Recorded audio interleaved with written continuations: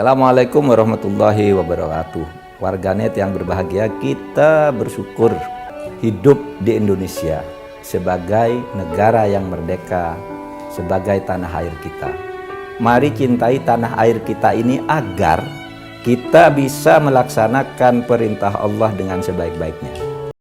Selain melaporkan hasil KLB ke Kemenkumham, tim hukum Partai Demokrat versi KLB juga akan melaporkan Partai Demokrat ke Bareskrim Mabes Polri dalam waktu 2 hari ini. Dengan banyaknya laporan yang diterima, akhirnya KPK turun gunung. SBY benar-benar dibuat tak berdaya kali ini.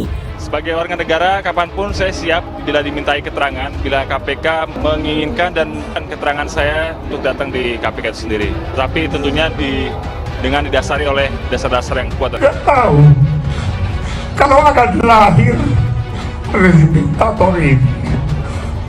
Sungguh saya tak tahu akan ada PO yang memberatkan kalian menyetor setiap bulan. Malu saya malu. Kemudian data-data keuangan-keuangan yang patut diduga disalahgunakan oleh kepemimpinan tahun 2015 dan 2020. Tahun 2014, sesudah kasus korupsi besar-besaran di Hambalang, suara Partai Demokrat anjlok tinggal 10% saja. Kalau dibiarkan, tahun 2024 nanti, Partai Demokrat tinggal sejarah. Penting sebetulnya ya dari kasus saya ini, yang sangat penting untuk dimintai kesaksian adalah Pak SBY. Tetapi sampai sekarang, Pak SBY belum dimintai kesaksian atau didatangi oleh penyidik untuk dimintai kesaksian. Padahal menurut saya, Pak SBY itu saksi fakta yang penting. Juga Mas Ibas. Kesan saya juga sama dalam kasus Bank Senturi. Tapi pada akhirnya saya ingin mengucapkan selamat kepada Pak SBY karena 10 tahun Anda berkuasa sudah bisa menghasilkan sebuah partai Demokrat yang luar biasa, yang sampai sekarang bisa membuat sistem korupsi legal dan aman dari KPK. Hambalang yang mangkrak kan gitu kan, itu aja. Dengan banyaknya laporan yang diterima, akhirnya KPK turun gunung. SBY benar-benar dibuat tak berdaya kali ini. Masalah yang datang bertubi-tubi menyerangnya bukan tanpa sebab. Ini buah dari apa yang ditabur oleh SBY di masa lalu.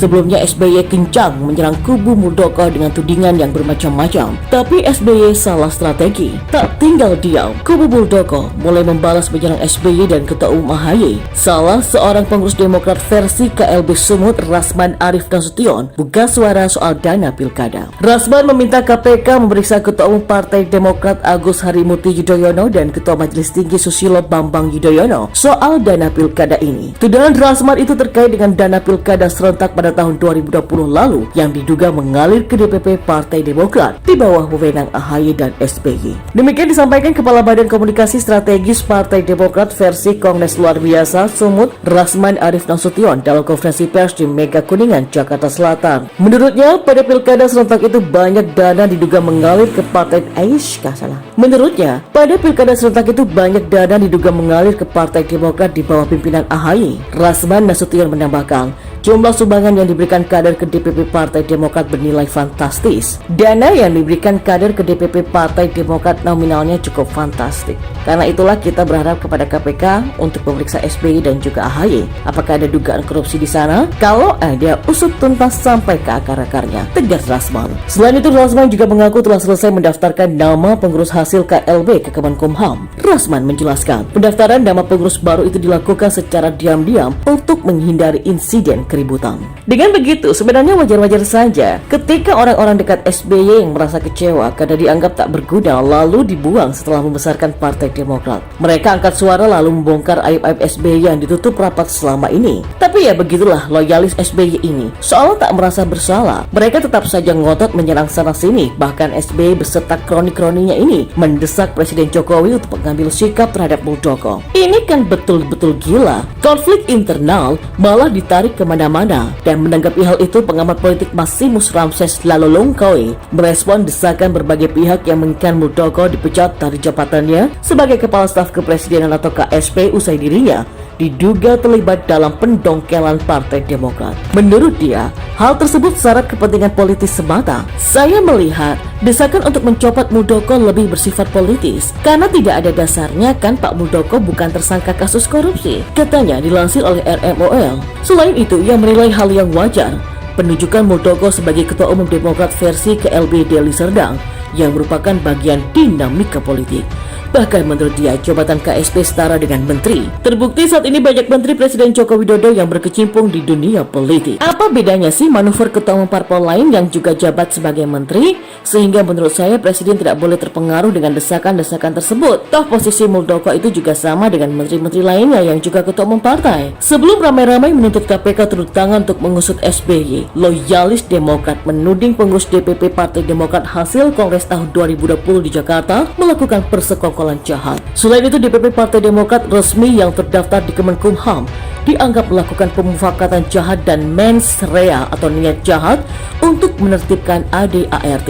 Ini dikatakan Kabakom Publik Partai Demokrat hasil KLB. Dengan demikian, Rasman menuding ADART yang didaftarkan ke Kemenkumham dan mendapat pengesahan dari pemerintah dinilai tidak sah. Kondisi tersebut menurut pengakuan Rasman juga tidak diketahui kemungkinan dijebak atau terjebaknya Kemenkumham, sehingga setuju untuk mengesahkan kepengurusan Partai Demokrat yang dipimpin oleh Agus Harimurti Yudhoyono. Pengurus DPP Partai Demokrat hasil Deli Serdang juga menuduh terjadinya pemalsuan data otentik seperti tanda tangan peserta ADART Kongres Partai Demokrat yang kelima yang digelar pada 15 Maret 2020 lalu. Padahal seperti diketahui, ADART harus ditandatangani pimpinan sidang terlebih dulu sebelum diberikan kepada peserta tersebut. Kita tahu setelah SBY didepak oleh kadernya sendiri, dia getol menyuarakan perlawanan perang sehingga ketakutan SBY itu mengancam anaknya sendiri. Saking ketakutannya, AHY menghadapi kubu Muldoko hingga menekan sebuah pihak. Serupa dengan Prabowo yang kalah Pilpres lalu menggugat ke MK dengan menjanjikan bukti kontainer, rupanya Cikeas ingin menciplak cara itu. Padahal kubu Muldoko sendiri belum disahkan oleh Yasona. Ternyata Agus lebih mengerikan ketimbang bapaknya. Dia mengancam presiden hingga menteri sampai ada kadernya yang main santet.